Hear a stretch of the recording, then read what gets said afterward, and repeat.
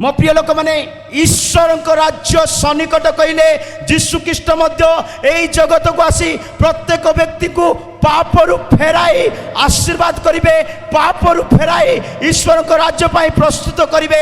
सेतिपाई जीशु तांको राज्य पाई समस्त को नहीं करी जिबे नहीं, किछि योग्य लोक मान को बाचिचंती। मु सेई योग्य मान को मध्यरु तीन दलर लोक मान को जीशु स्वर्ग नेबे, एइटा कहि मु समाप्त करिवे। काकु से स्वर्ग नेबे?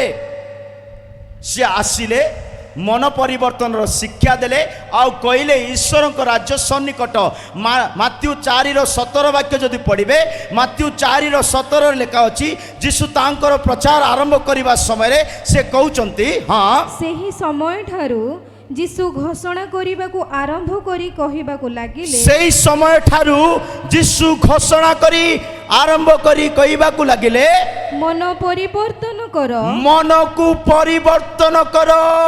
एक मिनिट, यही शब्द को अन्य माने कौन भावुचंती? धर्म को परिवर्तन कर। आमर काम धर्म बदलैबाटा नहीं। क्रिश्चियन माने केबे धर्म बदलैबार शिक्षा दियंती नाही। क्रिश्चियन माने मद पीबार व्यक्तिर मन बदलैबा पई शिक्षा दियंती, बेश्या मानकर मन बदलैबा पई शिक्षा दियंती, झगड़ालू मानकर मन बदलैबा पई शिक्षा दियंती। मद छाड़ बोली कहले धर्म परिवर्तन की? बेविचार कर्म छाड़ बोली कहले मोर धर्म परिवर्तन की?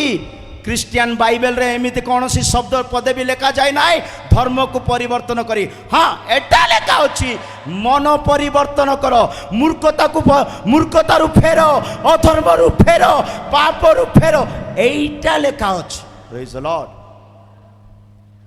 मो प्रिय लोक माने जीशु तांकर प्रसंग से आरंभ करी कहले मन परिवर्तन करो, कारण स्वर्ग राज्य सन्निकट। कारण स्वर्ग राज्य सन्निकट।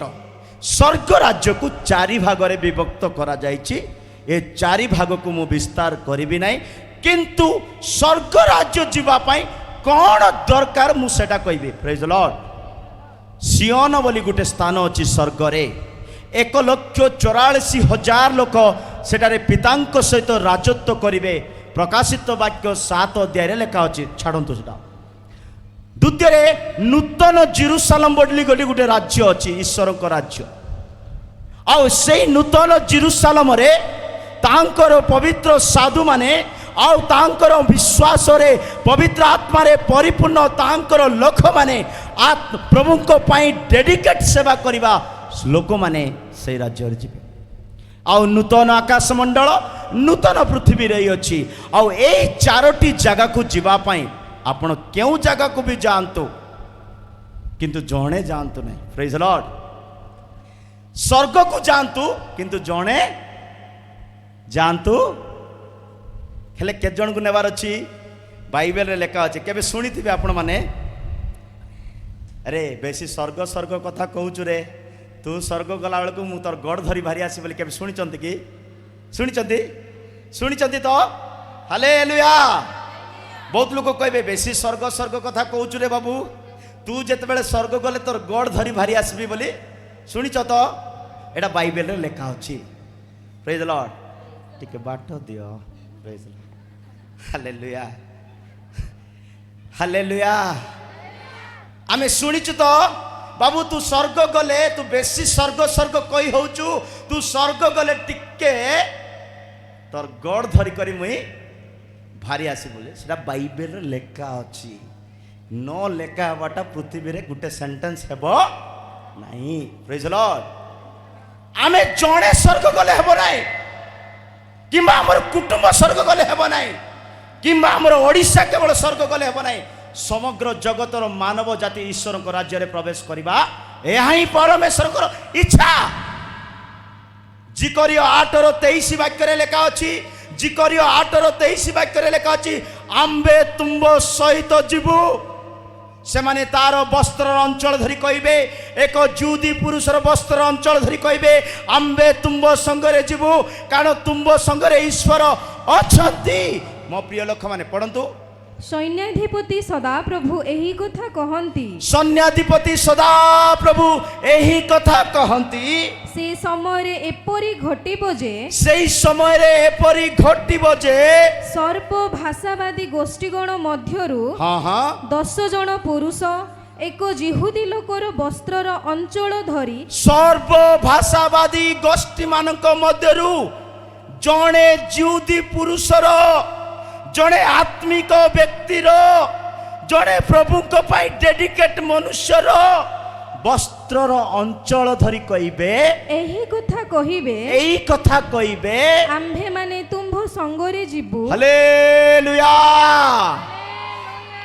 ଗୋଟିଏ ପୁରୁଷର ବସ୍ତ୍ରକୁ ଧରି କହୁଛନ୍ତି 10 ଜଣ, କହୁଛନ୍ତି ଆମ୍ଭେ ତୁମ୍ଭ ସଙ୍ଗରେ ଯିବୁ, କାରଣ ପରମେଶ୍ୱର ତୁମ୍ଭମାନଙ୍କ ମଧ୍ୟରେ ଅଛନ୍ତି ବୋଲି, କାରଣ ପରମେଶ୍ୱର ତୁମମାନଙ୍କ ମଧ୍ୟରେ ଅଛନ୍ତି ବୋଲି ଆମ୍ଭେମାନେ ଶୁଣିଅଛୁ। ଆମ୍ଭେ ଶୁଣିଅଛୁ। ସମଗ୍ର ଜଗତ ଲୋକ ଦେଖିବା ଦରକାର, ସମଗ୍ର ଜଗତ ଲୋକ ଶୁଣିବା ଦରକାର। ତମଠାରେ ଈଶ୍ୱର ଅଛନ୍ତି, ତମଠାରେ ପବିତ୍ର ଆତ୍ମା ଅଛନ୍ତି, ତୁମେ ଗୋଟେ ଆତ୍ମିକ ଜିହୁଦୀ। ତୁମର ବସ୍ତ୍ର ଅଞ୍ଚଳ ଧରି ଆମେ କହୁଛୁ ଆମ୍ଭେ ତୁମ ସଙ୍ଗରେ ସ୍ୱର୍ଗ ଯିବୁ। ଆମେ ସେ ଜଣେ ହେବାର ଅଛି ମୋ ପ୍ରିୟ ଲୋକମାନେ। 10 ଜଣକୁ ଧରି ଯିବା ଲୋକ ବା 10,000କୁ ଧରି କରି ଯିବା ବା ସମଗ୍ର ରାଜ୍ୟ ଦେଶକୁ ଧରି କରି ଯିବା ଲୋକ ହେବାର ଅଛି। ନିଜେ ସ୍ୱର୍ଗ ଯାଆନ୍ତୁ ନାହିଁ, ବଳି ହୁଅନ୍ତୁ। ପ୍ରେଜ୍ ଲର୍ଡ। ଯୀଶୁ କାହିଁକି କ୍ରୁଶରେ ମରିଲେ? କୁହନ୍ତୁ କୁହନ୍ତୁ। ଯୀଶୁ କାହିଁକି କ୍ରୁଶରେ ମରିଲେ? ବ୍ୟବସ୍ଥା ସଫଳ କରିବା। କିଏ କହୁଛି ବ୍ୟବସ୍ଥା ସଫଳ, କିଏ କହୁଛି ପାପ କ୍ଷମା, କିଏ କହୁଛି ଆଉ କ'ଣ କ'ଣ। ସେଟା ନର୍ସରୀ ପିଲାମାନଙ୍କର ଆନ୍ସାର। କାର ଆନ୍ସାର? ହଁ, 3 ବର୍ଷରୁ ଅଧିକ ଖ୍ରୀଷ୍ଟିଆନ ହେଇଯାଇଛ ବୋଲେ ଏ ଆନ୍ସାର କୋଟେ କୁହନ୍ତୁ ନାହିଁ, କୋଟେ କହିଲେ କୁହନ୍ତୁ ମୋର ସାମ୍ନାରେ ନେବେ। ପ୍ରେଜ୍ ଲର୍ଡ। ଯୀଶୁ କାହିଁକି କ୍ରୁଶରେ ମରିଲେ ବୋଲେ ଗୋଟେ ବଂଶକୁ ଜନ୍ମ ଦେବା ପାଇଁ ମରିଲେ ବୋଲି ବାଇବେଲ କହୁଛି। ପ୍ରେଜ୍ ଲର୍ଡ। ଗୋଟେ ବଂଶ କ୍ରୁଶରୁ ଜାତ ହେବ, ଆଉ ସେଥିପାଇଁ ସେ କ୍ରୁଶରେ ହତ ହେଲେ, ଆଉ ସେଇ ବଂଶ ଆପଣ ମୁଁ ଅଟୁ ମୋ ପ୍ରିୟ ଲୋକମାନେ। ଜିସାୟ 53:10 ବାକ୍ୟ କହେ, ଜିସାୟ 53:10 ବାକ୍ୟରେ ଲେଖା ଅଛି ସେ ଏଥିପାଇଁ କ୍ରୁଶରେ ହତ ହେଲେ, ସେ ଏଥିପାଇଁ କ୍ରୁଶରେ ବଳି ହେଲେ ତାକି ସେ ଗୋଟେ ବଂଶ ଦେଖିବା ପାଇଁ ଚାହିଁଲେ। ହଁ, ତଥାପି ତାହାଙ୍କୁ ଚୂର୍ଣ୍ଣ କରିବାକୁ ସଦାପ୍ରଭୁଙ୍କର ଅଭିମତ ହେଲା। ତଥାପି ତାହାଙ୍କୁ ଚୂର୍ଣ୍ଣ କରିବା ପାଇଁ ପରମେଶ୍ୱରଙ୍କର ଇଚ୍ଛା ହେଲା। ସେ ତାହାଙ୍କୁ ଦୁଃଖଗ୍ରସ୍ତ କରିଅଛନ୍ତି। ସେ ତାହାଙ୍କୁ ଦୁଃଖଗ୍ରସ୍ତ କରିଅଛନ୍ତି। ତୁମ୍ଭେ ତାହାଙ୍କ ପ୍ରାଣକୁ ପାପାର୍ଥକ ବଳି କଲେ। ତୁମ୍ଭେ ତାହାଙ୍କର ପ୍ରାଣକୁ କାଲବରୀ କ୍ରୁଶରେ ପାପାର୍ଥକ ବଳି ରୂପରେ ଚଢାଇ ଦେଲେ।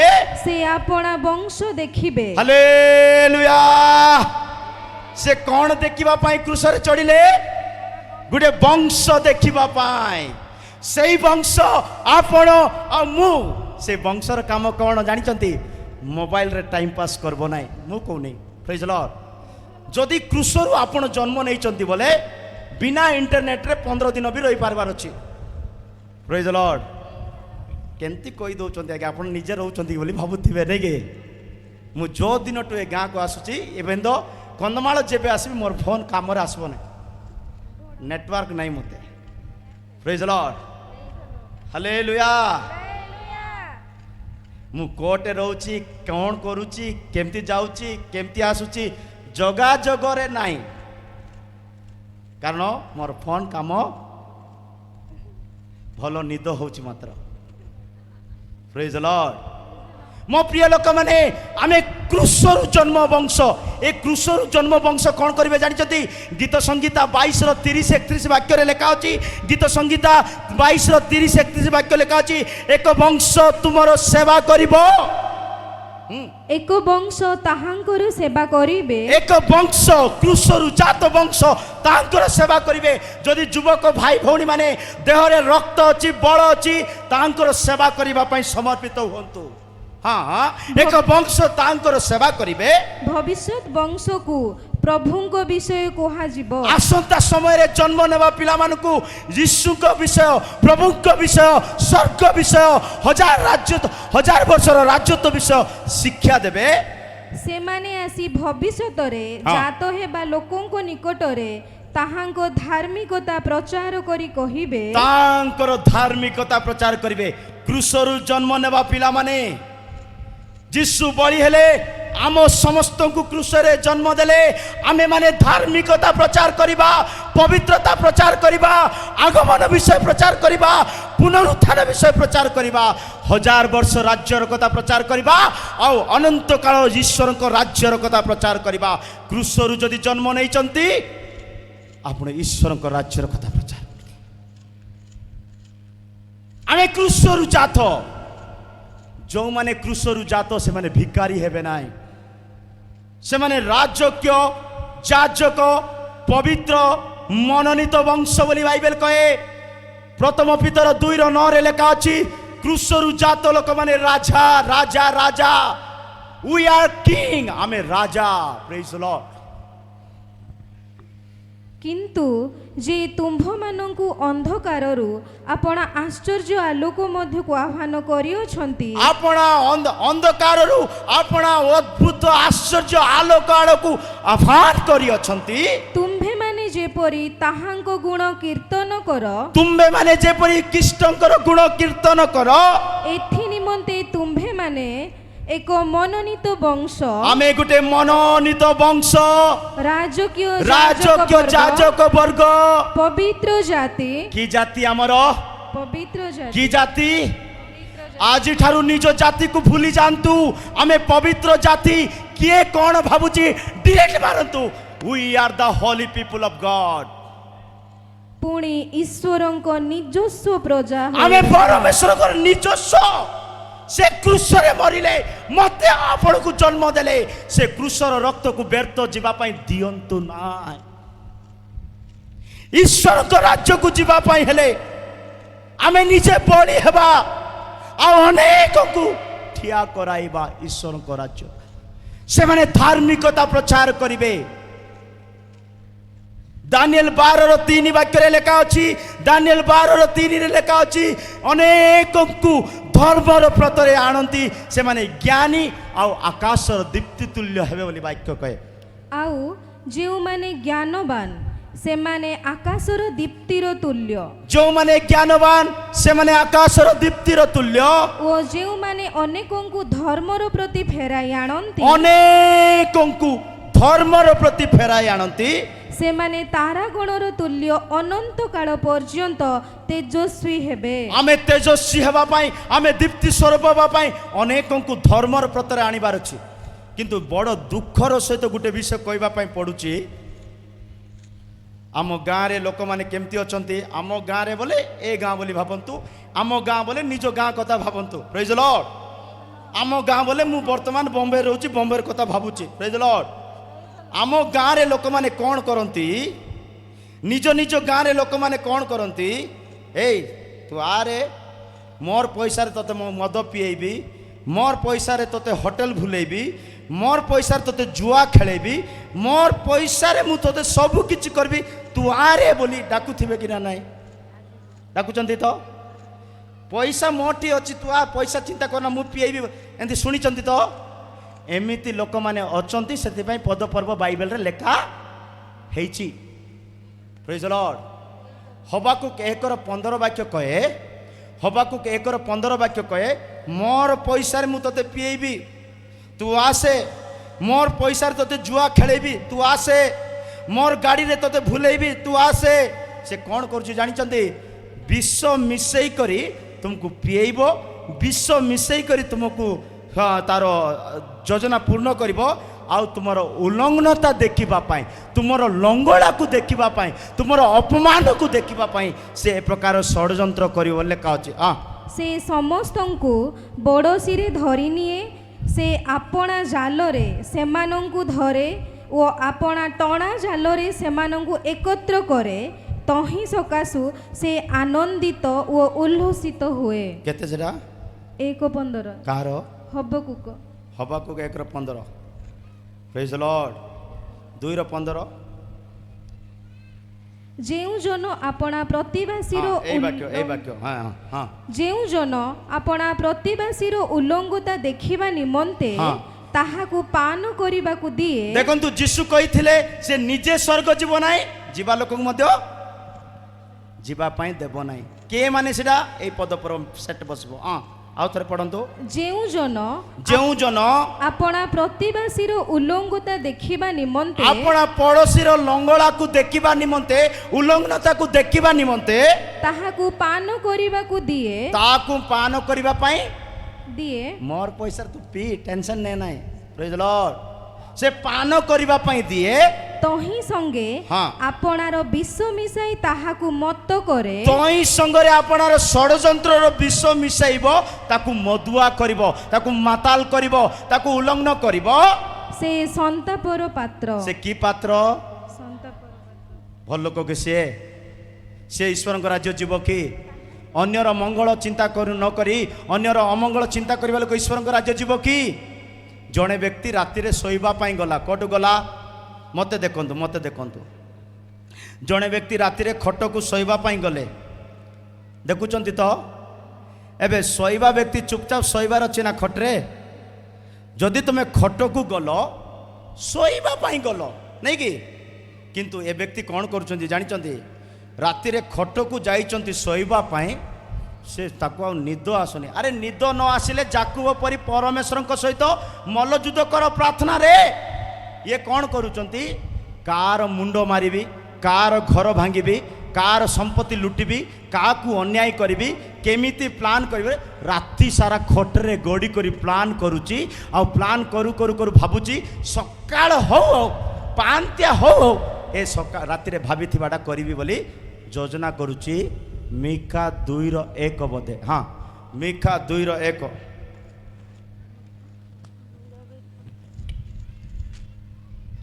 ମୁଁ କହିବାର ତାତ୍ପର୍ଯ୍ୟ କ'ଣ? ଏ ପ୍ରକାର ଲୋକମାନେ ଅଭିଶପ୍ତ ଅଟନ୍ତି। ଏମାନେ ଈଶ୍ୱରଙ୍କ ରାଜ୍ୟର ଯୋଗ୍ୟ ନାହିଁ। ଯଦି ଆମେ ଅନ୍ୟମାନଙ୍କ ପ୍ରତି ଏ ପ୍ରକାର ଅମଙ୍ଗଳ ଚିନ୍ତା କରୁଛୁ, ଦୁଷ୍ଟ ଚିନ୍ତା କରୁଛୁ, ତାହେଲେ ଆମେ ଈଶ୍ୱରଙ୍କ ରାଜ୍ୟକୁ ଯାଇପାରିବା ନାହିଁ। ହଁ, ଯେଉଁମାନେ ଆପଣା ଆପଣା ଶଯ୍ୟାରେ ଅଧର୍ମ କଳ୍ପନା କରନ୍ତି, ଯେଉଁମାନେ ନିଜ ନିଜ ଖଟରେ, ନିଜ ନିଜ ଶଯ୍ୟାରେ, ନିଜ ନିଜ ଶୟନ ସ୍ଥାନରେ ଅଧର୍ମ କଳ୍ପନା କରନ୍ତି ଓ କୁକର୍ମ ସ୍ଥିର କରନ୍ତି। କ'ଣ ଡିସାଇଡ୍ କରୁଛନ୍ତି? ଭଲ ହୃଦୟ କି ସେଟା? ଭଲ ଲୋକ ହେଇଥିବ କି? ଆରେ ବାବୁ ତୁ ଶୋଇବା ପାଇଁ ଗଲୁ, ମନେ ରଖେ, ତୁ ଶୋଇବା ପାଇଁ ଗଲୁ ତ ଶୋଇପଡ଼େ। ଯଦି ନିଦ ଆସୁନି ଟିକେ ଜାକୁବ ପରି ମଲ୍ଲଯୁଦ୍ଧ ପାଇଁ ପ୍ରାର୍ଥନାରେ ବସେ। ଅଧର୍ମ କଳ୍ପନା କରେ ନା, ଅନ୍ୟ ପ୍ରତି ଅନ୍ୟାୟ ଚିନ୍ତା କରେ ନା। ତୁ ନିଜେ ଯାଇପାରିବୁ ନା ଈଶ୍ୱରଙ୍କ ରାଜ୍ୟ, ଆଉ ଅନେକଙ୍କ ପାଇଁ ବାଧା ସୃଷ୍ଟି ହ ନା। ପ୍ରେଜ୍ ଦ ଲର୍ଡ। ହଁ, ସେମାନେ ସନ୍ତାପର ପାତ୍ର, ସେମାନେ ଅଭିଶାପର ପାତ୍ର। ପ୍ରଭାତ ହେବା ମାତ୍ର ହଁ, ସେମାନେ ତାହା ସାଧନ କରନ୍ତି। ପ୍ରଭାତ ହେବା ମାତ୍ରେ ସେ ତାହା ସାଧନ କରନ୍ତି। ଅନେକ ଦୁଷ୍ଟମାନେ ଅଛନ୍ତି, ଅନେକ ଅଧାର୍ମିକ ମାନେ ଅଛନ୍ତି, ଅନେକ ମନ୍ଦ କଳ୍ପନା କରିବା ଲୋକମାନେ ଅଛନ୍ତି। ଶଯ୍ୟାରେ ମନ୍ଦ କଳ୍ପନା ସ୍ଥିର କରନ୍ତି, ଆଉ ସକାଳେ ହଉ ହଉ ତା ସାଧନ କରନ୍ତି। ଆମେ ନ ହେବା ଦରକାର। ତ ଈଶ୍ୱରଙ୍କ ରାଜ୍ୟକୁ କିଏ ଯିବ? ଈଶ୍ୱରଙ୍କ ରାଜ୍ୟକୁ ଯିବା ପାଇଁ କ'ଣ ଯୋଗ୍ୟତା? ସର୍ଟ ଆଣ୍ଡ ସୁଇଟ୍ରେ ସହଜରେ ସରେଇଦେବି। ଈଶ୍ୱରଙ୍କ ରାଜ୍ୟକୁ ଯିବା ପାଇଁ ପ୍ରଥମେ ଜଣେ ବ୍ୟକ୍ତିଙ୍କୁ ଧାର୍ମିକ ହେବାକୁ ହେବ। ପ୍ରେଜ୍ ଦ ଲର୍ଡ। ଏ ଧାର୍ମିକତା ମୁଁ ଲାଷ୍ଟରେ ବି କହିପାରିଥାନ୍ତି। ଫାଷ୍ଟ ଆଉ ଦୁଇଟା ବିଷୟ କରିବାର ଅଛି, କିନ୍ତୁ ଅଧିକାଂଶ ପ୍ରଭୁଙ୍କର ପିଲାମାନେ ବସିଛନ୍ତି, ସେଥିପାଇଁ ମୁଖ୍ୟ ବିଷୟ ମୁଁ ପ୍ରଥମେ କହିଦେଉଛି। ଈଶ୍ୱରଙ୍କ ରାଜ୍ୟକୁ ଯିବା ପାଇଁ ପ୍ରତ୍ୟେକ ବ୍ୟକ୍ତି ଧାର୍ମିକ ହେବାକୁ ପଡ଼ିବ। ନମ୍ବର 1 ପଢ଼ନ୍ତୁ, ମାଥ୍ୟୁ 13:43। ମାଥ୍ୟୁ 13:43। ସେତେବେଳେ ଧାର୍ମିକମାନେ ସେମାନଙ୍କ ପିତାଙ୍କ ରାଜ୍ୟରେ ସୂର୍ଯ୍ୟ ପରି ତେଜମୟ ଦେଖାଯିବେ। ସେତେବେଳେ ଧାର୍ମିକ ମାନେ ପିତାଙ୍କ ରାଜ୍ୟରେ ସୂର୍ଯ୍ୟ ପରି ତେଜମୟ ହେବେ। ଯାହାର କାନ ଅଛି ସେ ଶୁଣୁ। ଗୋଟେ ଭୟଙ୍କର ମେସେଜ ଦେଲା ପରେ ଯୀଶୁ ବାବା କହୁଛନ୍ତି ଯାହାର କାନ ଅଛି। ଏଇଟା ବହୁତ ଇମ୍ପୋର୍ଟାଣ୍ଟ ବିଷୟ। ତାର ଅର୍ଥ ବୋଲେ ଈଶ୍ୱରଙ୍କ ରାଜ୍ୟକୁ ଯିବା ପାଇଁ ହେଲେ ଧାର୍ମିକ ହେବାକୁ ତ ପଡ଼ିବ ସତ, ଆଉ ଗୋଟେ କ୍ୱାଲିଟି ରହିବାର ଅଛି, ଶୁଣିବାର କ୍ୱାଲିଟି। ଶୁଣିବାର ଅର୍ଥ କ'ଣ? ଶୁଣିବାର ଅର୍ଥ କ'ଣ? ବୁଝିବା ଆଉ ପାଳନ କରିବା ସେତେବେଳେ ଆପଣ କ'ଣ ଶୁଣିଛନ୍ତି ତା ଆପଣଙ୍କ ଜୀବନରେ ଫୁଲଫିଲ୍ ହେଲା ବୋଲି ଆପଣ ସେତେବେଳେ କହିପାରିବେ। ଖାଲି ଶୁଣିଦେଲେ ଆପଣ ଧାର୍ମିକ ହେବେ ନାହିଁ।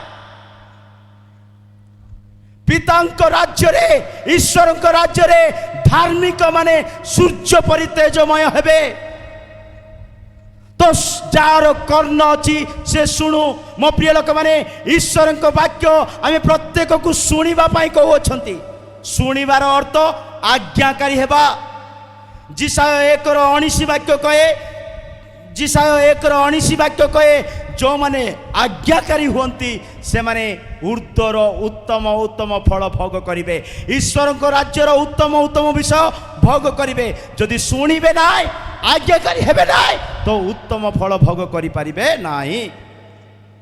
ଯେବେ ତୁମ୍ଭେମାନେ ସମ୍ମତ ଓ ଆଜ୍ଞାବହ ହେବ, ତୁମ୍ଭେ ଯେବେ ସମ୍ମତ ଓ ଆଜ୍ଞାବହ ହେବ ତେବେ ଦେଶର ଉତ୍ତମ ଫଳ ଭୋଗ କରିବ। ଈଶ୍ୱରଙ୍କ ରାଜ୍ୟ ବା ଦେଶର ଉତ୍ତମ ଫଳ ଭୋଗ କରିବ। ଈଶ୍ୱରଙ୍କ ରାଜ୍ୟକୁ ଭୋଗ କରିବା ପାଇଁ, ଈଶ୍ୱରଙ୍କ ରାଜ୍ୟକୁ ଅନୁଭବ କରିବା ପାଇଁ, ଈଶ୍ୱରଙ୍କର ସମ୍ମୁଖକୁ ଅନୁଭବ କରିବା ପାଇଁ ଆପଣଙ୍କୁ ମୋତେ ଆଜ୍ଞାବହ ହେବାର ଅଛି। ଧାର୍ମିକ ମାନେ ସୂର୍ଯ୍ୟ ପରି ତେଜମୟ ହେବେ।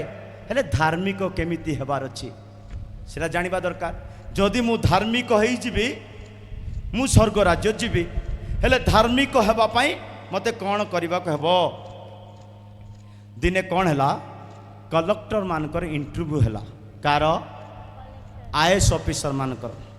ରିଟେନ୍ରେ ପାସ୍ ହେଇଯାଇଛନ୍ତି। ଶୁଣନ୍ତୁ, ରିଟେନ୍ରେ ପାସ୍ ହେଇଯାଇଛନ୍ତି, ଏବେ ଓରାଲରେ ବି ପାସ୍ ହେଇଯାଇଛନ୍ତି, ଏବେ ପ୍ରାକ୍ଟିକାଲ ଟେଷ୍ଟ ଅଛି। IAS ଅଫିସର ହେଇ ଅଲରେଡ଼ି ଅଫିସର ହେଇଗଲେଣି, ବାସ୍ ପ୍ରାକ୍ଟିକାଲ ଏମାନଙ୍କୁ ଜଣା ଏବେ କରାଯାଉଛି। କ'ଣ? 5ଟା IAS ଅଫିସରକୁ ଡାକିଲେ, ଗୋଟେ ଅଫିସ୍ ତାଙ୍କୁ ଦିଆଗଲା। 5 ଜଣଙ୍କୁ ଅଫିସ୍ ଦିଆଗଲା। କେତେ ଜଣକୁ? ଆଉ 5ଟା ଅଫିସ୍ ପୁରା ଅଳିଆ ଗଦା ହେଇଛି। କେଉଁ ଗଦା ହେଇଛି? ଏବେ ତାଙ୍କର ପ୍ରାକ୍ଟିକାଲ ଟେଷ୍ଟ କରାହେଉଛି। ପ୍ରେଜ୍ ଦ ଲର୍ଡ। ତାଙ୍କର କ'ଣ ଟେଷ୍ଟ କରାହେଉଛି? IAS ଅଫିସର ମାନେ। ହେଲେ 5ଟା ଅଫିସରେ ଧୂଳି ମଳି ଜାଲି ଅନେକ ଅଳିଆ ଆବର୍ଜନା 5ଟା ଅଫିସ୍ ଯାକର ହେଇଛି। ପ୍ରଥମ IAS ଅଫିସର ଗଲା ତାଙ୍କ ରୁମ୍କୁ, ଅଳିଆ ହେଇଛି ବୋଲି ସେ କ'ଣ କରୁଛି? ଝାଡ଼ୁ ଖୋଜିବା ପାଇଁ ଆରମ୍ଭ କଲା, ଝାଡ଼ୁ କରିବା ପାଇଁ। ପ୍ରେଜ୍ ଦ ଲର୍ଡ। ଫେଲ୍। ସେ କ'ଣ? ଫେଲ୍। ଦ୍ୱିତୀୟ IAS ଅଫିସର ଗଲା ରୁମ୍କୁ, ସେ ଅଳିଆ ଯେଉଁ ହେଇଛି ସେ ବି କପଡ଼ା ଖୋଜୁଛି କ୍ଲିନ୍ କରିବା ପାଇଁ। 4 ଜଣ ଯାକ ସବୁ ଫେଲ୍। ଲାଷ୍ଟକୁ 5 ନମ୍ବର ବ୍ୟକ୍ତି ଗଲେ, କଲେକ୍ଟର ଅଫିସର ଗଲେ ତା ରୁମ୍ରେ ଅଳିଆ ଦେଖିଲେ, ତା ଟେବୁଲ ଅଳିଆ ଦେଖିଲେ। ଟେବୁଲରେ ଗୋଟେ ବେଲ୍ ଥିଲା। କ'ଣ ଥିଲା? ବେଲ୍ ବଜେଇଲେ। ପ୍ରେଜ୍ ଦ ଲର୍ଡ। ଆରେ ତୁମେ IAS ଅଫିସର, ତୁମେ ଗୋଟେ ବେଲ୍ ମାରିଲେ କ୍ଲିନ୍ ହେଇଯିବ, ତୁମେ ଅଳିଆ କ୍ଲିନ୍ କରିବା ଲୋକ ନାହିଁ। ପ୍ରେଜ୍ ଦ ଲର୍ଡ। ନିଜର ଅଧିକାରକୁ ଜାଣିବାର ଅଛି, ନିଜର ଆହ୍ୱାନକୁ ଜାଣିବାର ଅଛି, ନିଜର ଅଭିଷେକକୁ ଜାଣିବାର ଅଛି। କିନ୍ତୁ ଏମାନେ କ୍ଲିନ୍ କରିବା ପାଇଁ ବସିଲେ। ଆପଣଙ୍କର କ୍ୱାଲିଟି ଜାଣନ୍ତୁ। ଆପଣ ଈଶ୍ୱରଙ୍କ ରାଜ୍ୟ ପାଇଁ ମନୋନୀତ ଧାର୍ମିକ ଲୋକମାନେ, ଧାର୍ମିକ ଲୋକମାନେ ଈଶ୍ୱରଙ୍କ ରାଜ୍ୟରେ ବା ପିତାଙ୍କ ରାଜ୍ୟରେ ସୂର୍ଯ୍ୟ ପରି ତେଜମୟ ହେବେ। ତ ଆମେ ଧାର୍ମିକ ହେବାକୁ ହେବ। ଧାର୍ମିକ ହେବା ପାଇଁ 7ଟା କ୍ୱାଲିଟି ଦରକାର। କେତେଟା? ସବୁ ଯଦି ଏକ୍ସପ୍ଲେନ୍ କରିବି ଟାଇମ୍ ହେବ, ପଦପର୍ବ ଲେଖି ନେଇ ଯାଆନ୍ତୁ। ଆମେ ଧାର୍ମିକ ହେଲେ ଯାଇ ଈଶ୍ୱରଙ୍କ ରାଜ୍ୟକୁ ଯାଇପାରିବା। ଧାର୍ମିକ କେମିତି ହେବା? ରୋମିଓ 5:9 ବାକ୍ୟ କହେ, ରୋମିଓ 5:9 ବାକ୍ୟ କହେ, ଈଶ୍ୱରଙ୍କର ରକ୍ତ ବା ଯୀଶୁ ଖ୍ରୀଷ୍ଟଙ୍କ ରକ୍ତ ଦ୍ୱାରା ଆମେ ସମସ୍ତେ ଧାର୍ମିକ ହେଇପାରିବା। ତାଙ୍କର ରକ୍ତ ଆମମାନଙ୍କୁ ଧାର୍ମିକ କରିବ। ଏତିକି ମୁଁ ଯୋଉଟା କହୁଛି ସେଟା ପଢ଼ନ୍ତୁ। ଅତଏବ ଏହା ଆହୁରି ସୁନିଶ୍ଚିତ ଯେ ଆମ୍ଭେମାନେ ଏବେ ତାହାଙ୍କ ରକ୍ତ ଦ୍ୱାରା ଧାର୍ମିକ ଗଣିତ ହେବାରୁ, ତାଙ୍କ ରକ୍ତ ଦ୍ୱାରା ମାନେ ଧାର୍ମିକ ହେବା। ଯୀଶୁଙ୍କ ରକ୍ତକୁ ବିଶ୍ୱାସ କରିବାକୁ ହେବ, ଯୀଶୁଙ୍କ ରକ୍ତକୁ ଗ୍ରହଣ କରିବାକୁ ହେବ। ଯୀଶୁଙ୍କର ରକ୍ତ ଆପଣଙ୍କୁ ମୋତେ ଧାର୍ମିକ କରିପାରିବ। ଆଉ এই ଧାର୍ମିକ ବ୍ୟକ୍ତି ପିତାଙ୍କ ରାଜ୍ୟରେ ସୂର୍ଯ୍ୟ ପରି ଚମକିବ। ଦ୍ୱିତୀୟରେ ଧାର୍ମିକ କିଏ ହେବେ? ଈଶ୍ୱରଙ୍କର ବାକ୍ୟକୁ ପାଳନ କରିବା ଲୋକମାନେ ଧାର୍ମିକ ହେବେ ବୋଲି ଜି ଜିକଲ 18:9 ବାକ୍ୟରେ ଲେଖା ଅଛି। ଜି ଜିକଲ 18:9 ବାକ୍ୟରେ ଲେଖା ଅଛି ଈଶ୍ୱରଙ୍କ ବାକ୍ୟକୁ ପାଳନ କରିବା ଆଉ ସେଇ ବ୍ୟବସ୍ଥା ଅନୁସାରେ ଚାଲିବା ଲୋକମାନେ ଧାର୍ମିକ ହେବେ। ହଁ, ଆମ୍ଭର ବିଧି ମତେ ଆଚରଣ କରିଅଛି ଆମ୍ବର ବିଧି ମତେ ଆଚରଣ କରିଅଛି ଓ ସତ୍ୟ ବ୍ୟବହାର କରିବା ନିମନ୍ତେ ଆଉ ସତ୍ୟ ବ୍ୟବହାର କରିବା ନିମନ୍ତେ ଆମ୍ଭର ଶାସନ ସକଳ ପାଳନ କରିଅଛି। ଆମ୍ବର ଶାସନ ସକଳ ପାଳନ କରିଅଛି। ସେହି ଲୋକ ଧାର୍ମିକ। ସେଇ ଲୋକ ଧାର୍ମିକ ପାଳନ କରୁଛନ୍ତି ଈଶ୍ୱରଙ୍କ ବାକ୍ୟ, ତାହେଲେ ଆପଣ ଜଣେ ଧାର୍ମିକ ନିଶ୍ଚିତ ଭାବରେ ପିତାଙ୍କ ରାଜ୍ୟରେ ସୂର୍ଯ୍ୟ ପରି ଚମକିବେ। ଯଦି ଈଶ୍ୱରଙ୍କ ବାକ୍ୟକୁ ପାଳନ କରୁନାହାନ୍ତି, ସୁସମାଚାରକୁ ଗ୍ରହଣ କରୁନାହାନ୍ତି, ସତ୍ୟ ଅନୁସାରେ ଚାଲୁନାହାନ୍ତି, ତ ଆପଣ ଧାର୍ମିକ ହେଇପାରିବେ ନାହିଁ। ଦ୍ୱିତୀୟ ବିବରଣ ତାର 6:25 ବାକ୍ୟରେ ଲେଖା ଅଛି। ଦ୍ୱିତୀୟ ବିବରଣ 6:25ରେ ସତ୍ୟ ବ୍ୟବସ୍ଥା ଅନୁସାରେ ଯେଉଁମାନେ ଚାଲନ୍ତି ପାଳନ କରନ୍ତି ସେମାନେ ଧାର୍ମିକ। ହଁ, ଆଉ ଯେବେ ଆମ୍ଭେମାନେ ସଦାପ୍ରଭୁ ଆମ୍ଭମାନଙ୍କ ପରମେଶ୍ୱରଙ୍କ ସମ୍ମୁଖରେ ତାହାଙ୍କ ଆଜ୍ଞାନୁସାରେ ଏହି ସମସ୍ତ ଆଜ୍ଞା ପାଳନ କରିବାକୁ ତାଙ୍କ ଆଜ୍ଞା ଅନୁସାରେ ସମସ୍ତ ଆଜ୍ଞା ପାଳନ କରୁ, ମନୋଯୋଗ କରିବା, ସେ ଆଜ୍ଞା ପ୍ରତି ମନୋଯୋଗ କରିବା, ତେବେ ତାହା ଆମ୍ଭମାନଙ୍କ ପ୍ରତି ଧାର୍ମିକତା ହେବ। ହାଲେଲୁୟା।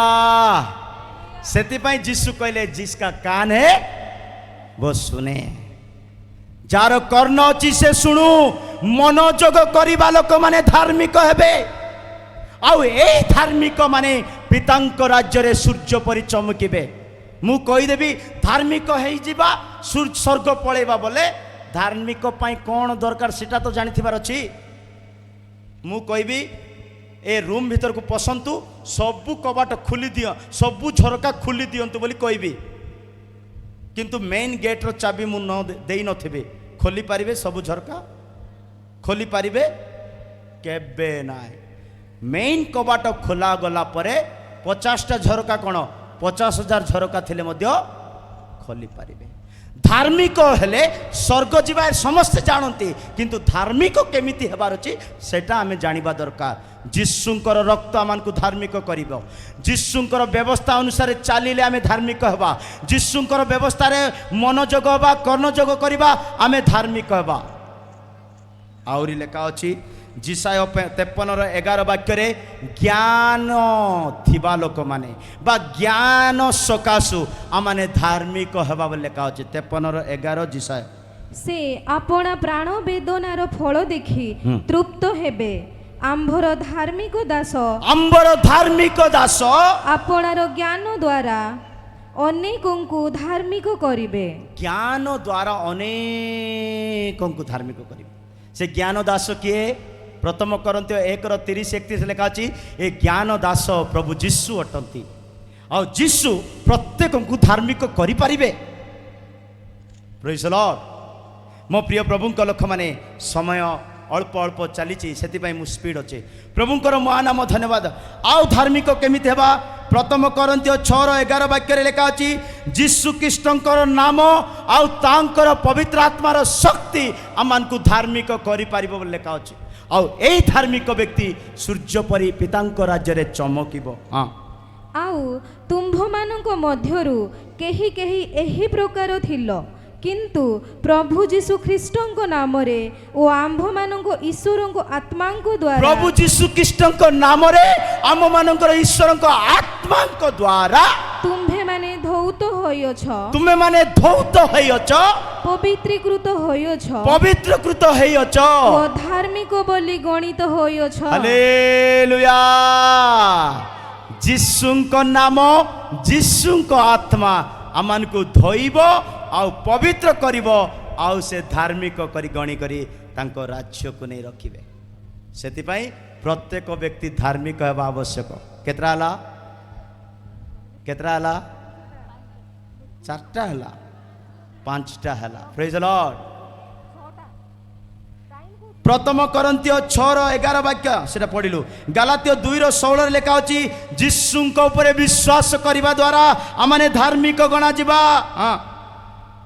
ତଥାପି ବ୍ୟବସ୍ଥାର କ୍ରିୟାକର୍ମ ଦ୍ୱାରା ମନୁଷ୍ୟ ଧାର୍ମିକ ଗଣିତ ନ ହୋଇ ହଁ। କେବଳ ଯୀଶୁଖ୍ରୀଷ୍ଟଙ୍କ ଠାରେ ବିଶ୍ୱାସ ଦ୍ୱାରା ଯୀଶୁ ଖ୍ରୀଷ୍ଟଙ୍କ ଠାରେ ବିଶ୍ୱାସ କରିବା ଦ୍ୱାରା ଯେ ଧାର୍ମିକ ଗଣିତ ହୁଏ। ଆମେ ଯୀଶୁଙ୍କ ଠାରେ ଯଦି ବିଶ୍ୱାସ କରିବା ଆମେ ଧାର୍ମିକ ଗଣିତ ହେବା ଆଉ ଏଇ ଧାର୍ମିକ ପିତାଙ୍କ ରାଜ୍ୟରେ ସୂର୍ଯ୍ୟ ପରି ଚମକ ଧାର୍ମିକ ହେବା ପାଇଁ ଡେଡିକେଟ୍ ହେବାର ଅଛି, ଧାର୍ମିକ ହେବା ପାଇଁ ସମର୍ପଣ ହେବାର ଅଛି, ଏଇ ସବୁ ଅନୁସାରେ ଚାଲିବାର ଅଛି। ଧାର୍ମିକ ବ୍ୟକ୍ତିର ଦୁଇଟା କ୍ୱାଲିଟି କହିବି। ଧାର୍ମିକ ହେଇଗଲେ ଯେ ସହଜରେ ସ୍ୱର୍ଗ ପଳେଇବା ତା ବି ନୁହଁ। ଧାର୍ମିକର ଲାଇଫ୍ ଷ୍ଟାଇଲ୍ ଅଛି, ଧାର୍ମିକର ଲାଇଫ୍ ଷ୍ଟାଇଲ୍ ଅଛି। କେମିତି ବଞ୍ଚିବାର ଅଛି ଧାର୍ମିକ। ଧାର୍ମିକ କିଏ ଜାଣିଛନ୍ତି? ଧାର୍ମିକ ବ୍ୟକ୍ତି ଡେଲି ପ୍ରାର୍ଥନା କରିବ ବୋଲି ଗୀତ ସଂଗୀତା 34ର 17 ବାକ୍ୟରେ ଲେଖା ଅଛି। ଧାର୍ମିକ ବ୍ୟକ୍ତି ପ୍ରତିଦିନ ପ୍ରାର୍ଥନା କରିବେ। ହଁ ପଢ଼ନ୍ତୁ। ଧାର୍ମିକ ମାନେ କ୍ରନ୍ଦନ କରନ୍ତେ, ଧାର୍ମିକ ମାନେ କ୍ରନ୍ଦନ କରନ୍ତେ, ସଦାପ୍ରଭୁ ଶୁଣିଲେ। ହାଲେଲୁୟା। ଆପଣ ପ୍ରାର୍ଥନା କଲେ ପ୍ରଭୁ ଶୁଣିବେ। ଆଉ 15 ବାକ୍ୟ ସେଇ ଅଧ୍ୟାୟରେ 15 ବାକ୍ୟରେ ଲେଖା ଅଛି ଧାର୍ମିକ ମାନେ ପ୍ରାର୍ଥନା କଲେ ପ୍ରଭୁ ଦେଖିବେ ବୋଲି ଲେଖା ଅଛି। ଆଉ ଏଇ ଧାର୍ମିକକୁ ସେ ସୂର୍ଯ୍ୟ ପରି ଚମକେଇବେ ଆଉ ଈଶ୍ୱରଙ୍କ ରାଜ୍ୟକୁ ସେ ନେଇକରି ଯିବେ। ଧାର୍ମିକ ବ୍ୟକ୍ତିର ଆଉ ଗୋଟେ ଭଲ କ୍ୱାଲିଟି ସବୁଠୁ ମୋତେ ଭଲ ଲାଗୁଛି, ଆପଣଙ୍କୁ ଲାଗିପାରି କି କିମ୍ବା ନାହିଁ ମୁଁ ଜାଣିନି। ଧାର୍ମିକ ବ୍ୟକ୍ତି କେବେ ବି କାହାକୁ ନିନ୍ଦା କରିବ ନାହିଁ। କ'ଣ କହିଲି କୁହନ୍ତୁ? ଧାର୍ମିକ ବ୍ୟକ୍ତି କେବେ ବି କାହାକୁ ନିନ୍ଦା କରିବ ନାହିଁ।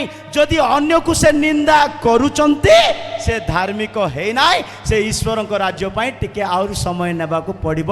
ମାଥ୍ୟୁ 1:19ରେ ଲେଖା ଅଛି ଯୋସେଫ ଧାର୍ମିକ ଥିବା ସକାଶୁ ସେ ମରିୟମକୁ ନିନ୍ଦା କରିବା ପାଇଁ ଚାହିଁଲେ ନାହିଁ। ହଁ ଏଥିରେ ତାଙ୍କ ସ୍ୱାମୀ ଯୋସେଫ ଧାର୍ମିକ ଥିବାରୁ, ଏଥିରେ ତାଙ୍କ ସ୍ୱାମୀ ଯୋସେଫ ଧାର୍ମିକ ଥିବାରୁ ଏବଂ ତାଙ୍କୁ ପ୍ରକାଶରେ ନିନ୍ଦାର ପାତ୍ର କରିବାକୁ ଇଚ୍ଛା ନ କରିବା। ଧାର୍ମିକ ବ୍ୟକ୍ତି ମାନେ ପ୍ରକାଶରେ କିମ୍ବା ଗୁପ୍ତରେ କାହାକୁ ମଧ୍ୟ ନିନ୍ଦା କରନ୍ତି ନାହିଁ।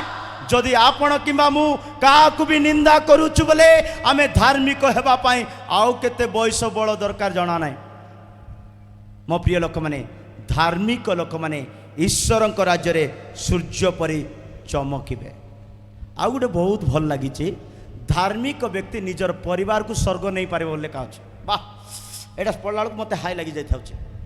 ଧାର୍ମିକ ବ୍ୟକ୍ତି ଆପଣଙ୍କ ପରିବାର, ଯଦି ଆପଣ ଧାର୍ମିକ, ଆପଣଙ୍କ ଘରେ 60 ଲୋକ ଥିଲେ ମଧ୍ୟ ଆପଣ ସେମାନଙ୍କୁ ବଞ୍ଚେଇ ପାରିବେ ବୋଲି ବାଇବେଲ କହୁଛି। ଉଦାହରଣ ସ୍ୱରୂପ ନୋହ ଧାର୍ମିକ ଥିଲେ, ନୋହ ଧାର୍ମିକ ଥିଲେ, 8 ପ୍ରାଣୀକୁ ସେ ବଞ୍ଚେଇ ପାରିଲେ। ପ୍ରେଜ୍ ଦ ଲର୍ଡ।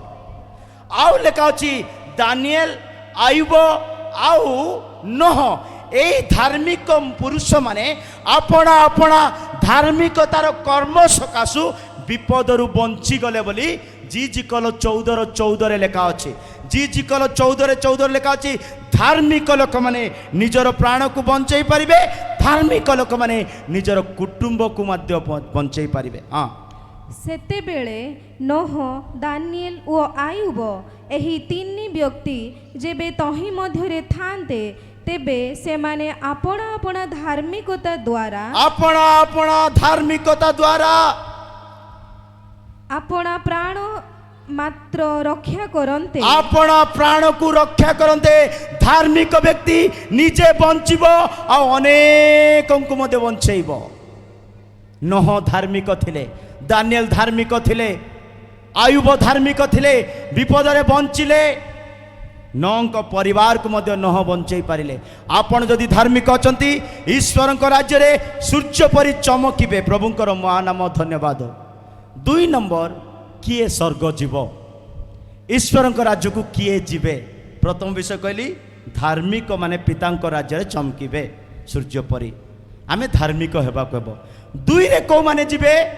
ଅନ୍ଧକାରରୁ ଯେଉଁମାନେ ବାହାରିଛନ୍ତି ସେମାନେ ଈଶ୍ୱରଙ୍କ ପ୍ରିୟ ପୁତ୍ର ରାଜ୍ୟରେ ଦେଖାଯିବେ ବୋଲି କଲୋସ୍ୟ 1:13 ବାକ୍ୟରେ ଲେଖା ଅଛି। କଲୋସ୍ୟ 1:13 ବାକ୍ୟରେ ଲେଖା ଅଛି ଈଶ୍ୱରଙ୍କ ପ୍ରିୟ ପୁତ୍ର ରାଜ୍ୟକୁ ଯିବା ପାଇଁ ହେଲେ ଆମେ ପ୍ରତ୍ୟେକ ବ୍ୟକ୍ତି ଅନ୍ଧକାରରୁ ବାହାରିବାକୁ ହେବ। କଲୋସିୟ 1:13 ସେ ଆମ୍ଭମାନଙ୍କୁ ଅନ୍ଧକାରର କ୍ଷମତାରୁ ଉଦ୍ଧାର କରି ସେ ଆମମାନଙ୍କୁ ଅନ୍ଧକାରର କ୍ଷମତାରୁ ଉଦ୍ଧାର କରି ଆପଣା ପ୍ରେମ ପାତ୍ର ପୁତ୍ରଙ୍କ ରାଜ୍ୟ ମଧ୍ୟକୁ ସ୍ଥାନାନ୍ତର ଆମେ କରିଅଛନ୍ତି। ଆମମାନଙ୍କର ପ୍ରେମ ପାତ୍ର ପ୍ରିୟ ପ୍ରଭୁ ଯୀଶୁ ଖ୍ରୀଷ୍ଟଙ୍କର ରାଜ୍ୟକୁ ସ୍ଥାନାନ୍ତର କରିଅଛନ୍ତି। ପୃଥିବୀରୁ ନର୍କରୁ ଯନ୍ତ୍ରଣାରୁ ବିଘ୍ନରୁ ଆମମାନଙ୍କୁ ସ୍ଥାନାନ୍ତର କରିଛନ୍ତି। ଈଶ୍ୱରଙ୍କ ରାଜ୍ୟକୁ କୋଉଠୁ?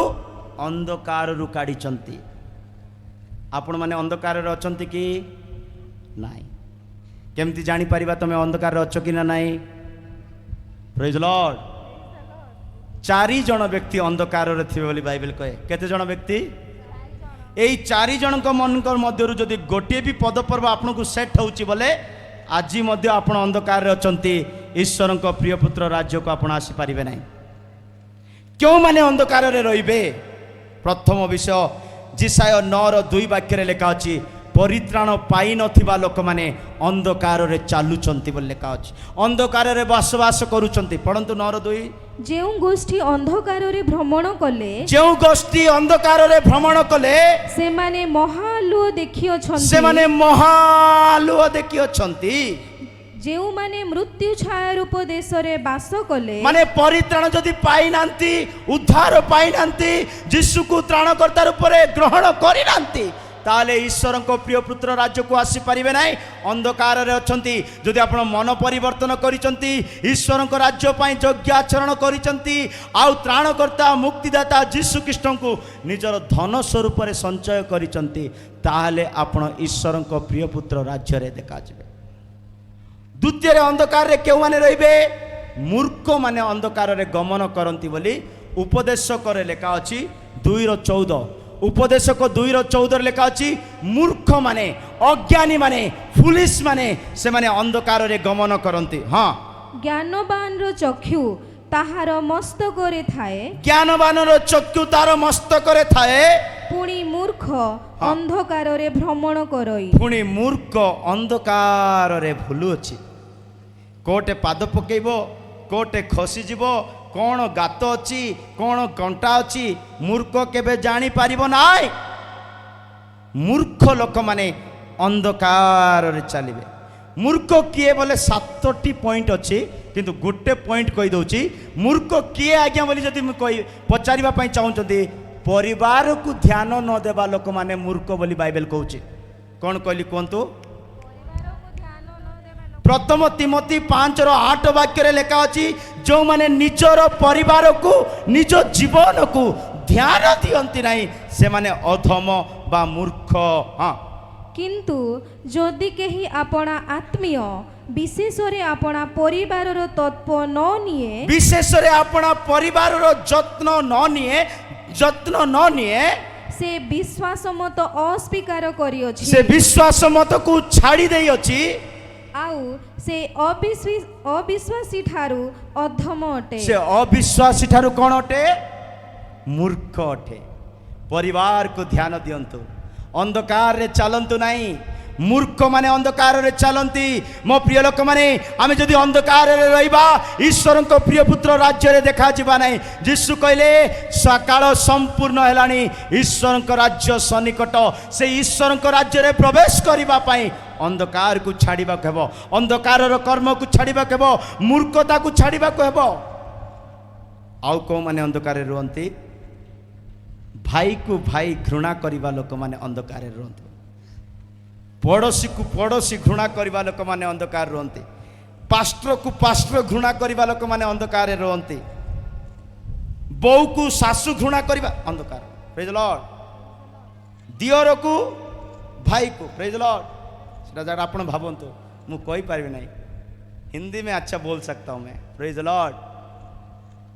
ଯିଏ ଆପଣାର ପ୍ରତିବାସୀକୁ ଘୃଣା କରୁଛି, ଯିଏ ଆମ ନିଜ ଭାଇକୁ, ପାଳକକୁ, ଗ୍ରାମର ଲୋକକୁ, ବିଶ୍ୱାସୀକୁ, ଯାହା କଥା ଭାବନ୍ତୁ, ଯଦି ତା ପ୍ରତି ଘୃଣାର ଅନ୍ତଃକରଣ ଟିକେ ଅଛି ବୋଲେ ଆପଣ steel now in the darkness. ପଢ଼ନ୍ତୁ ପ୍ରଥମ ଜନ 2:11। ଅନ୍ଧକାରରେ ଥିବା ଲୋକମାନେ ଈଶ୍ୱରଙ୍କ ପ୍ରିୟ ପୁତ୍ର ରାଜ୍ୟରେ ଦେଖାଯିବେ ନାହିଁ। ହଁ, କିନ୍ତୁ যে আপনা ভাইକୁ ঘৃণା କରେ কিন্তু যে আপনা ভাইକୁ ঘৃণা করে ସେ ଅନ୍ଧକାରରେ ଅଛି সে কোটি ଅଛି ଅନ୍ଧକାରରେ ଅଛି। ଭାଇକୁ ଘୃଣା କରୁଛନ୍ତି, ପାଳକକୁ ଘୃଣା କରୁଛନ୍ତି, ବିଶ୍ୱାସୀକୁ ଘୃଣା କରୁଛନ୍ତି, ଗ୍ରାମର ବୁଢ଼ାବୁଢ଼ୀକୁ ଘୃଣା କରୁଛନ୍ତି। କାହାକୁ ଯଦି ଘୃଣା କରୁଛନ୍ତି, ଇଭେନ୍ ଦୋ ଲିମା ଆଜ୍ଞା ହେଲେ ମଧ୍ୟ, ବେଣୁ ଲିମା ଆଜ୍ଞା ହେଲେ ମଧ୍ୟ, ମୁଁ ଯଦି କାହାକୁ ଘୃଣା କରୁଛି ବୋଲେ ମୁଁ ଏତେ ପ୍ରଚାର କଲେ ମଧ୍ୟ ମୁଁ କୋଉଠି ଅଛି? ଆଉ ଗୋଟେ ବିଷୟ, ଭଲ ବାକ୍ୟ ଗୋଟେ ପ୍ରଭୁ ମନରେ ଦେଲେ। ପ୍ରେଜ୍ ଦ ଲର୍ଡ। ବାଇବେଲ କହୁଛି ଦୁଷ୍ଟ ମଧ୍ୟ ଭୟଙ୍କର ପ୍ରଚାର କରିପାରିବ ଲେଖା ଅଛି। କିଏ? ଦୁଷ୍ଟ ମଧ୍ୟ ଲବଣୀ ତୁଲ୍ୟ ପ୍ରଚାର କରିପାରିବ ବୋଲି ଲେଖା ଅଛି। କିଏ? ସିଏ ଲବଣୀ ତୁଲ୍ୟ। ଲବଣୀ ବୋଲେ ବୁଝଛ ତ? ଲବଣୀ କେମିତି ରୋଟିରେ ପକେଇ ଖାଇଛ ନା କେବେ? आलू पराठा में कभी खा के देखना, आप तगड़ा हो जाएंगे। Praise the Lord, hallelujah. दुष्ट भी भयंकर प्रचार करिवो बोली गीत संगीता 50 रो 14, 15, 16 जदि पढ़िबे सेटे भयंकर लेखा अछि। से मधुआ मान सहित बसबो, संध्या रे जाई स्टेज रे ठिया हबो। से बेसिया मान सहित खाइबो पीबो बसबो, से संध्या जाई स्टेज रे ठिया हबो। हाँ पढ़ंतु। तुम्भे परमेश्वर उद्देश्य रे धन्यवाद रूप बलि उत्सर्ग कर हाँ। व सर्वपरिस्थ उद्देश्य रे आपणा मानत पूर्ण कर। हाँ पुणी संकट दिन रे आंभ को डाक, आंभे तुम्भको उद्धार करिबा। टिके टिके तळको। हाँ मात्र दुष्ट को परमेश्वर कहंती, मात्र दुष्ट को परमेश्वर कहंती आंभर विधि प्रचार करिबाकू, आंबर विधि प्रचार करिबाकू। ओ तुम्भे जे आंभर नियम आपणा मुखरे नेई अछ, आंबर नियम जे निज मुखरे नेई अछ, तुम्भर की अधिकार? की अधिकार टिके भाबंतु। Praise the Lord. प्रचार करिबा पूर्वरु निजे टी साइंटिफाई करंतु। मु दुष्टटा की ना मु धार्मिकता, मु अंधकार रे अछि कि ना ज्योति रे अछि, मो भाई को मु घृणा करूची कि ना मो भाई को मु प्रेम करूची, ना पार्टी रे का नमस्कार। Praise the Lord. हृदय से पान को पई ठीक अछि तो दुष्ट को प्रभु कहले तोर अधिकार नाय व्यवस्था शिखेबा पाई, बाइबल पढ़ेबा पाई, बाइबल प्रचार करबा। से कौन करूची आउ तळकू? हाँ कारण तुम्भे शिक्षा घृणा करूछ, तुम्हें शिक्षा को घृणा करूछ, ओ आंभ वाक्य आपणा पछे पकाई देउछ, वाक्य को पचरे पकाई दउछ, चोर को देखिले, चोर को देखिले तुम्भे ताहा संगे सम्मत होइछ, तुम्हें ता सहित सहमत हे जाउछ। चोरी करबा बांटी हेबा, चोरी करबा बांटी, चोर सहित मिसी जाउछ, बांटी हेबा बोली कहउछ। और प्रिय पुत्र राज्य को जीवा पाई अंधकार रे चालुच, हेबो कि हेबो नै? मो प्रिय लोक माने ईश्वर को राज्य को जीवा पाई हेले अंधकार रो कर्म को छाड़ीबा को हेबो। आउ कोन? ओ व्यभिचारी मानकर सहभागी होइछ, बेबिचारी मान को सहित मते बसुची, उठुची, मिसुची। तुम्भे मंद विषय आपणा मुख बढ़ाउछ, हाँ खराब खराब विषय भल रे से कहउचंती। ओ तुम्भर जिभा प्रवंचना कल्पना करे। माने ऑलरेडी ये अंधकार रे अछि। जीव ठीक नाही, हृदय ठीक नाही, आखि ठीक नाही, अंगुठी ठीक नाही, सबु बेले message message. Praise the Lord, hallelujah. Bible गोटे बढ़िया जिनस, एटा मेसेज टाइमिंग टॉपिक रे कहबा पड़ुछि। जदि मते स्टडी रे फ्री टाइम छाड़ देबे, एमती आका वाक्य सुनबा पाई थिबे बोले एमती पढ़े नहीं जीवे। पाठ पढ़िबा लोक माने महामूर्ख बोली बाइबल कहउछि। एबे मु कहले मते क्षमा करंतु, बाइबल कहले क्षमा की पालन करबा को। Praise the Lord. बाइबल गोटे बढ़िया जिनस, जी पढ़ी जी जानी जी अनुभव करी सी ता भलिया खुशी रे आउ किए रही पारिबो नै। आमको को चाकरी नाई, गिरजा नाई, लोक नाई, किए नाई, किंतु राजा परी रहउछु ए गुटे वाक्य को जानवा सकासु। Praise the Lord. किए नाई, आमको जीसु बापा आउ तांकर वाक्य यथेष्ट हो जाई छै। पाठ पढ़िबा लोक माने मूर्ख बोली लेखा अछि। पढ़ा चाहबी बोले पढ़ेगा गोटे वाक्य ना ना पढ़ा तो पढ़ंतु जेरेमिया 4:22 भाई को घृणा करुच्ची पाठ पढ़ी मध्य चाकरी करी भाई को घृणा करुच्ची दरमा उपरे गर्व करुच्ची शुण हाँ कारण आंभर लोक माने अज्ञान आंबर लोक माने अज्ञान से माने आंभ को चिन्हंती नाही से माने आंब को चिन्हंती नहीं से माने निर्बोध बालक से माने मूर्ख बालक से मानकर किछि विवेचना नाही से मानकर किछि भी विवेचना नहीं से माने कुकर्म करिबा को पट्टू से माने कौन करबा पई पट्टू कुकर्म पट्टू बोले बुझले कि आपण माने सत्य कहतु बुझले 10टा ओडिया बाइबल पढ़ले मते आपण बुझी न थाई पारंते मु किंतु जानि नथिले किंतु 3-4टा बाइबल रेफरेंस देखला परे जानली पट्टू बोले कौन बोली हिंदी रे देखंतु बढ़िया लिखा अछि कितना बोला क्योंकि कितना बोला 4:22 देखो क्योंकि मेरी प्रजा मूढ़ है हाँ पढ़ो पढ़ो आप लोग पढ़ो क्योंकि मेरी प्रजा मूर्ख है क्योंकि मेरे लोग मूर्ख है वो मुझे नहीं जानते वे मुझे परमेश्वर को नहीं जानते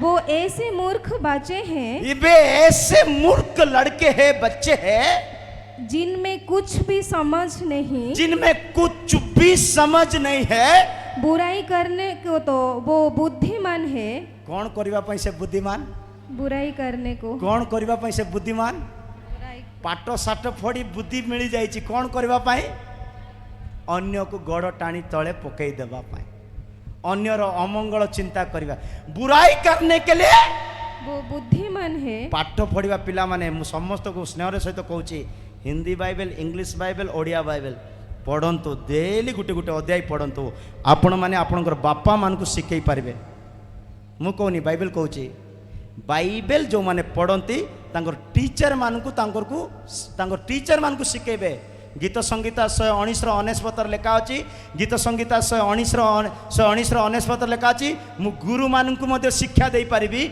मोर प्राचीन मान को मध्य मु कहि पारिबी कारण मु व्यवस्था को ध्यान करूअछि हां मोहर समस्त गुरु अपेक्षा मो बुद्धि अधिक मोर सबु टीचर मानकर अपेक्षा मोर बुद्धि अधिक कारण हाँ हाँ तुम्भर प्रमाण वाक्य सबु मोहर ध्यान कारण तुमर प्रमाण वाक्य सबु मोहर ध्यान आउ तळ वाक्य हां मु प्राचीन मानक अपेक्षा अधिक बुझे मु बुढ़ा लोक मानक अपेक्षा प्राचीन मानक अपेक्षा अधिक अंडरस्टैंडिंग रखे जेणु मु तुम्भर विधान सबु पालन करियछि हालेलुया खाली भेंडिया माने टिके हाथ उठांतु युवक युवती भाई भौणी माने प्रेज लॉर्ड हृदय सहित उठांतु वास्तविक लाज हुअंतु नहीं जीशु आप आपणकर हस्त देखंतु आज गोटे डिसाइड करंतु आमे क्रूसरु जन्म नहींचु आमे की प्रकार हेले भी डेली गोटे अध्याय बाइबल पढ़िबु प्रेज लॉर्ड आपण हाथ उठे जीशु सहित डायरेक्ट कथाई दिंतु से हाथ आउ तुम आवाज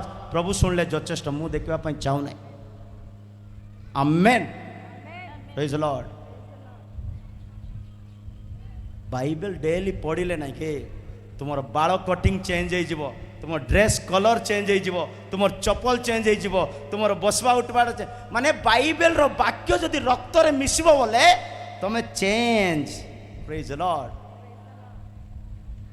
ट्राई करो गोटे 15 दिन ट्राई करो 15 दिन ट्राई करो हेले करो ना छाड़ दियो छाड़वा को नहीं करिवार अछि प्रेज लॉर्ड अंधकार रे से माने गमन करंती जो माने भाई को घृणा करिवे से माने ईश्वर को राज्य को जाई पारिबे ना ईश्वर को प्रिय पुत्र राज्य को जीवा पाई हेले भाई को प्रेम करिवार अछि पड़ोसी को प्रेम करिवार अछि आ गोटे विषय क्यों माने अंधकार रहिबे जो माने सहभागिता पिता पुत्र पवित्र आत्मा ठारे रखंती नाई से माने अंधकार रे अछंती बोली बाइबल कहूची लोक माने कहउचंती आंबर सहभागिता पुत्र ठारे अछि आंबर सहभागिता परमेश्वर ठारे अछि आंबर सहभागिता पवित्र आत्मा ठारे अछंती बोली कहंती किंतु तांकर आचरण जणा पडु नाई से माने अंधकार रे अछंती बोली प्रथम जॉन 1:6 रे लिखा अछि हां जल्दी जल्दी सरी देबा प्रथम जॉन 1:6 ତାହାଙ୍କ ସହିତ ଆମ୍ଭମାନଙ୍କର ସହଭାଗିତା ଅଛି। ତାଙ୍କ ସହିତ ଆମମାନଙ୍କର ସହଭାଗିତା ଅଛି।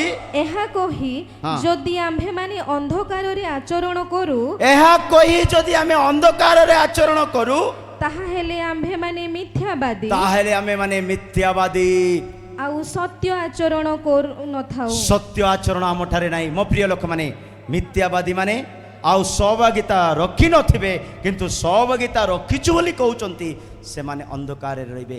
ଆଉ ଏଇ ଅନ୍ଧକାରରେ ରହୁଥିବା ବ୍ୟକ୍ତିମାନେ, ମୁଁ ଚାରି ଦଳର ନାଁ କହିଲି, ଏମାନେ ପ୍ରିୟପୁତ୍ର ରାଜ୍ୟରେ ଦେଖାଯିବେ ନାହିଁ, ଈଶ୍ୱରଙ୍କ ରାଜ୍ୟରେ ଦେଖାଯିବେ ନାହିଁ।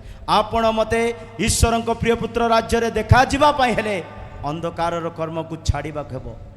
ସର୍ଟଲି ଲାଷ୍ଟ ବିଷୟ କହିଦେଉଛି, 3 ନମ୍ବର ବିଷୟ, ଈଶ୍ୱରଙ୍କ ରାଜ୍ୟକୁ କିଏ ଯାଇପାରିବ? ଏଇଟା ସମସ୍ତେ ଜାଣିଛୁ, ଏଇଟା ହିଁ ନମ୍ବର 1 ପଏଣ୍ଟ ହେବା କଥା, କିନ୍ତୁ ମୁଁ ଜାଣି ଆକୁ ଶେଷରେ ରଖିଛି। ଈଶ୍ୱରଙ୍କ ରାଜ୍ୟକୁ ପ୍ରବେଶ କରିବା ପାଇଁ 3 ନମ୍ବର ଦଳର ବ୍ୟକ୍ତି, ସେ ଆହ୍ୱାନ ପ୍ରାପ୍ତ ହୋଇ ଯୀଶୁଙ୍କ ଉପରେ ବିଶ୍ୱାସ କରି ଜଳ ଓ ଆତ୍ମାରେ ବାପ୍ତିଜିତ ହେଲେ ଈଶ୍ୱରଙ୍କ ରାଜ୍ୟକୁ ପ୍ରବେଶ କରିପାରିବ ବୋଲି ଈଶ୍ୱରଙ୍କ ବାକ୍ୟ କହେ। ପଢ଼ନ୍ତୁ ପ୍ରଥମ ଥେସଲୋନିକ୍ୟ 2:12, ପ୍ରଥମେ ପଢ଼ନ୍ତୁ ପ୍ରଥମ ଥେସଲୋନିକ୍ୟ 2:12। ଯେପରି ତୁମ୍ଭମାନଙ୍କ ଆହ୍ୱାନକାରୀ ଈଶ୍ୱରଙ୍କ ଯଜ୍ଞ ଆଚରଣ କରି ତାହାଙ୍କ ରାଜ୍ୟ ଓ ଗୌରବର ଅଂଶୀ ହୋଇପାର। ତାଙ୍କ ରାଜ୍ୟ ଓ ଗୌରବର ଅଂଶୀ ହେବା ପାଇଁ ଆମେ ଆହ୍ୱାନ ପାଇଥିବାର ଅଛି। ଯୀଶୁ ଡାକିବେ, ଆସ ଆମ ରାଜ୍ୟରେ ରାଜତ୍ୱ କର ବୋଲି ପ୍ରଭୁ ଡାକିବା ଦରକାର। ତାଙ୍କର ଡାକରାକୁ ଯେଉଁମାନେ ମନୋଯୋଗ ହୁଅନ୍ତି, ତାଙ୍କ ଡାକରାରେ ଯେଉଁମାନେ ସମର୍ପିତ ହୁଅନ୍ତି, ସେମାନେ 2 ଦଳର ଲୋକମାନେ। କେଉଁ ଦଳ? ଜନ 3:3 ଗୋଟେ ପଢ଼ି ଦିଅନ୍ତୁ। ଜନ 3:3, ଜନ 3:5।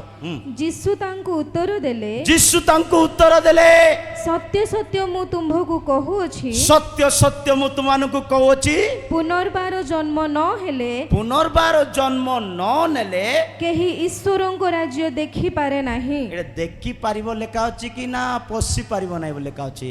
ଦେଖିପାରିବ ନାହିଁ। ମାନେ ନମ୍ବର 1 ବିଷୟ, ଈଶ୍ୱରଙ୍କ ରାଜ୍ୟକୁ ଦେଖିବା ପାଇଁ ହେଲେ ଆମେ ପୁନର୍ଜନ୍ମ। ପ୍ରେଜ୍ ଦ ଲର୍ଡ। ଏ ପୁନର୍ଜନ୍ମ ମାନେ ଗୋଟେ ଜ୍ଞାନୀ ନିକୋଦମୀ କ'ଣ କହୁଛନ୍ତି? ସେ କହୁଛନ୍ତି ଆଉ ଥରେ ମାଆଙ୍କର ଗର୍ଭକୁ ଯାଇ ଜନ୍ମ ନେବାକୁ ପଡ଼ିବ ବୋଲି ଜ୍ଞାନୀ ବ୍ୟକ୍ତି ଭାବୁଛନ୍ତି। ଆଉ ଥରେ ନାହିଁ, ହୃଦୟର ପରିବର୍ତ୍ତନତା, ହୃଦୟର ବିଶ୍ୱାସରେ ଯୀଶୁକୁ ନିଜର ତ୍ରାଣକର୍ତ୍ତା ରୂପେ ଯଦି ଗ୍ରହଣ କରିବା, ଆମେ ତାର ନିଜସ୍ୱ ସନ୍ତାନ ହେବା, ଆଉ ସେ ଆମମାନଙ୍କୁ ଗୋଟେ ପୁନର୍ଜନ୍ମର ଅନୁଭବ ଦେବେ। ସେତେବେଳେ ଈଶ୍ୱରଙ୍କ ରାଜ୍ୟକୁ ଦେଖି ହେବ, ପ୍ରବେଶ କରିହେବ ନାହିଁ। ଈଶ୍ୱରଙ୍କ ରାଜ୍ୟରେ ପ୍ରବେଶ କରିବା ପାଇଁ କ'ଣ କରିବାକୁ ହେବ? 3:5। ଯୀଶୁ ଉତ୍ତର ଦେଲେ, ଯୀଶୁ ଉତ୍ତର ଦେଲେ, ସତ୍ୟ ସତ୍ୟ ମୁଁ ତୁମ୍ଭକୁ କହୁଅଛି, ସତ୍ୟ ସତ୍ୟ ମୁଁ ତୁମକୁ କହୁଅଛି, ଜଳ ଓ ଆତ୍ମାରୁ ଜନ୍ମ ନ ହେଲେ, ଜଳ ଓ ଆତ୍ମାରୁ, ଏ ଗୋଟେ ବାକ୍ୟରେ 2ଟା ପଏଣ୍ଟ ଅଛି। ବାପ୍ତିସ୍ମ ପାଣିରେ ବି ନେବାକୁ ପଡ଼ିବ, ବାପ୍ତିସ୍ମ ପବିତ୍ର ଆତ୍ମାରେ ବି ନେବାକୁ ହେବ।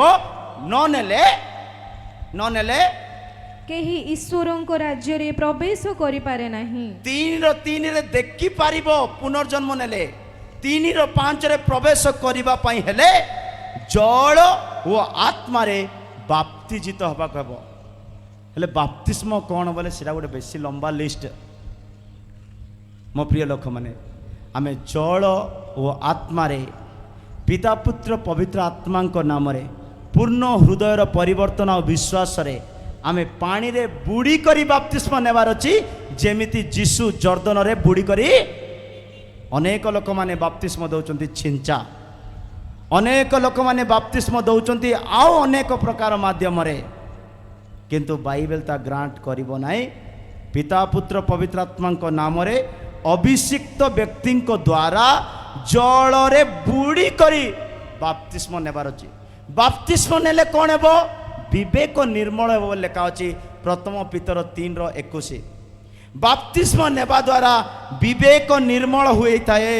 ହଁ, ସେଥିର ପ୍ରତିରୂପ ବାପ୍ତିସ୍ମ ସେଥିର ପ୍ରତିରୂପ ବାପ୍ତିସ୍ମ ଅର୍ଥାତ୍ ହୁଁ। ଶରୀରର ମଳିନତା ଦୂରୀକରଣ ନୁହେଁ, ଶରୀରର ମଳିନତା ଦୂରୀକରଣ ନୁହେଁ, କିନ୍ତୁ ଈଶ୍ୱରଙ୍କ ନିକଟରେ ସୂଚି ବିବେକ ପାଇବା ନିମନ୍ତେ ଈଶ୍ୱରଙ୍କ ନିକଟରେ ସୂଚି ବିବେକ ପାଇବା ନିମନ୍ତେ ପ୍ରାର୍ଥନା।